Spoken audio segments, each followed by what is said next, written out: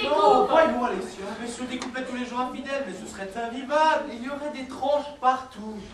Je comprends pas. On dirait que ça te fait plaisir de savoir que ta femme se roule dans le stupre avec mon mari. Mais bien sûr que ça me fait plaisir. Mais c'est super cette histoire-là. Comme ça, nous deux, plus besoin de se cacher. On fait un échange standard. Et tout le monde est content.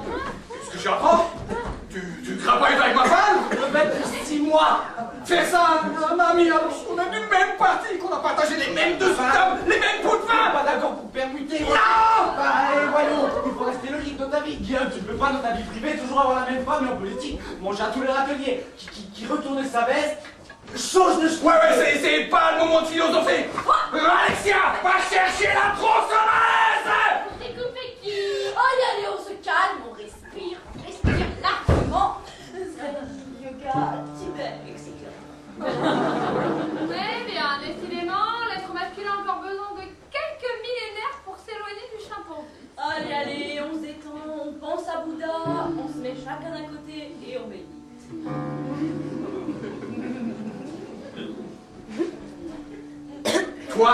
Toi avec ma femme.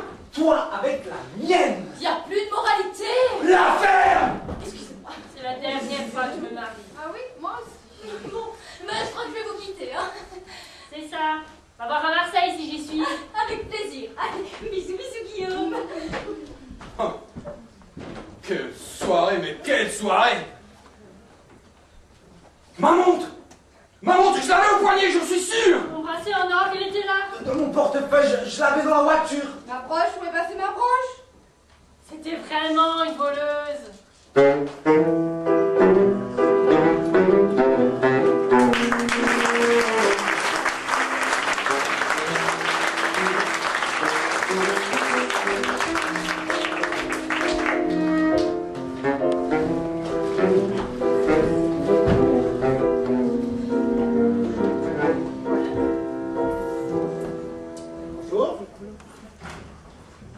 Bonjour.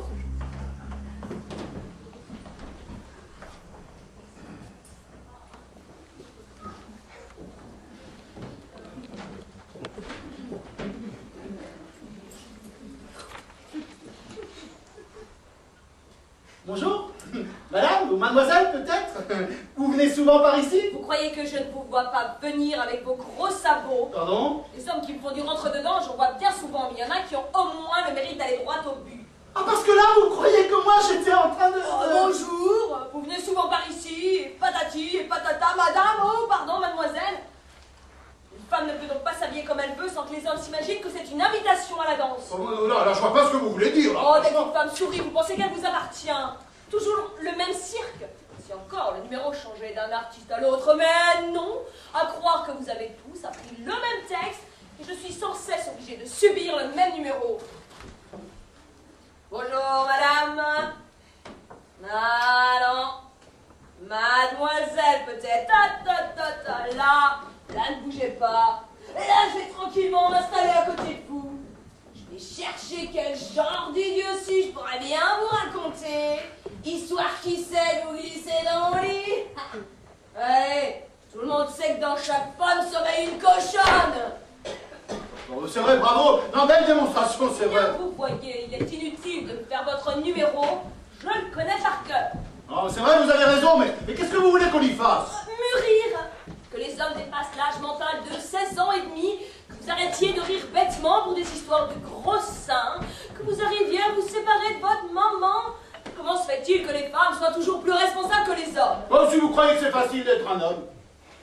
Vous ne voudriez pas que je vous plaigne en plus. Non, mais attendez, je sais ce que vous allez dire. Mais que nous ne savons pas, nous, ce que c'est que d'être indisposé, qu'une fois la petite graine qui est plantée, ben, c'est vous qui portez les bébés pendant 9 mois, et patati et patata. Mais si vous saviez la souffrance que nous endurons, nous, les hommes, et cette souffrance, madame, elle a un nom. Ça s'appelle la testostérone. Pardon. Oui, la testostérone, vous savez, cette hormone mâle qui fait pousser les poils, les muer la voix et qui dirige toutes nos envies sexuelles, voilà. Vous n'allez tout de même pas rejeter la faute sur une pauvre petite hormone. Quand cette pauvre petite hormone, c'est la pire de toutes, allons. Oh, vous exagérez. Ah non, je n'exagère pas. Regardez, non mais c'est elle qui dirige nos pieds, nos mains, notre regard. Tenez, je vais donner un exemple. Vous êtes là, tranquillement, en train de lire un article très intéressant. Puis d'un coup, vous ne savez pas pourquoi, votre regard va quitter le journal et il va suivre la course effrénée de deux belles gambettes inconnues, surmontées d'une mini-jupe.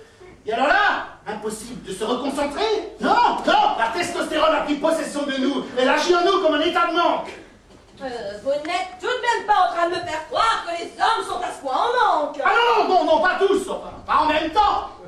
Surtout pas au même moment que les dames. Non, non, non, mais quand même dans le monde animal, c'est quand même beaucoup plus simple. À un moment donné, les femelles se préparent, les mâles partent à la chasse, quand la période est finie, crac, c'est fini, c'est bon, on a fini. Mais alors, chez l'homme, mais c'est terrible, madame, c'est terrible. Chaque homme est là avec sa dose de testostérone, à plus ou moins forte dose, ou plus ou moins fréquemment. Alors, dans le meilleur des cas, il vit en couple. Alors là, il peut assouvir son trop-plein de testostérone avec sa compagne. Alors là, je ne dis pas sous les draps, c'est... Ah, je vous en prie. Mais les barrières sont là. Et si vous, monsieur, vous les franchissez, mais vous passerez pour un obsédé, monsieur. Non, mais regardez, prenez un exemple. Voilà. Un homme est là, assis en réunion avec la nouvelle stagiaire. Belle comme un cœur. Un décolleté affriolant, des jambes. Et cet homme-là, il va passer 2 heures de supplice. La pression va monter. Et puis quand il va rentrer le soir, il va aller chez sa femme, il va dire « Oh ma chérie, oh je vais te faire la cuisine. Et puis je vais peut-être même te faire la vaisselle. » Et on ira se coucher très tôt. Et un peu plus tard, sa femme lui dira « Oh mon amour, tu étais très en forme ce soir. » Et bien cette dame-là, elle devrait remercier la stagiaire pour la mise en train. Voilà.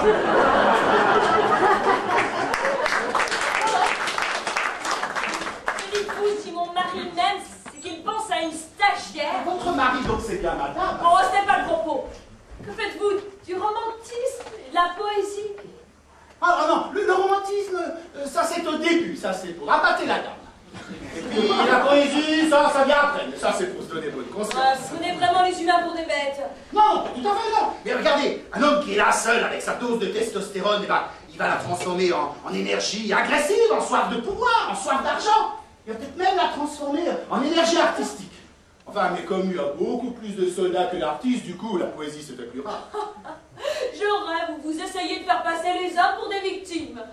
Et vous les femmes, vous savez vous en servir. Oh, de testostérone, comment pourrions-nous? Alors, ne faites pas l'innocente. Non, vous les femmes, vous avez une arme. Cette arme, ça s'appelle le charme. Ah, le charme des femmes. Ça consiste à faire monter en neige la testostérone avec des méthodes ancestrales. Et une fois que la mayonnaise a pris, hop, vous nous prenez par le bout du nez, vous nous entraînez dans une danse au clair de lune. Et après ça, vous nous emmenez dans les magasins. Oh chérie, amène-moi là, achète-moi ça. Vos charmes, c'est faire monter la mayonnaise. Vous êtes effrayant, vous êtes dégoûtant. C'est pas ce que j'étais en train de vous expliquer. J'étais en train de vous expliquer. Que la testostérone est la cause du comportement des hommes, s'ils sont menteurs, tricheurs, infidèles, lourdons, idiots, certes. La testostérone ou autre chose, ça n'excuse pas tout. Il est temps de prendre vos responsabilités et d'assumer vos erreurs. Remarquez, moi j'aurais bien une idée pour que chaque femme puisse se promener en mini-jupe sans se faire draguer et que chaque mari soit un exemple de fidélité. Impossible. Si. Attendez, je vous explique. En fait, chaque homme ferait un dépôt à la banque du sperme histoire de mettre de côté l'aspect procréation. Et puis après, il se ferait opérer histoire d'être tranquille une fois pour toutes. Castré? Oh, pourquoi? Mais parce que les testicules sont l'usine de fabrication maléfique de la testostérone. Alors, tous les hommes, oui. On ne fera plus l'amour alors? Non, puisque c'est le but de la testostérone. Même entre mari et femme? Ah ben non, enfin, écoutez, là on pourra lire tranquillement son article sans se laisser déranger par des gambettes qui passent, et vous en trouverez des avantages aussi, non? Ouais, il n'y aurait plus de dragueurs, mais plus d'amants, plus de plaisir, plus de shopping pour se faire belle, plus de bijoux, plus de maquillage. À quoi servirait la vie alors?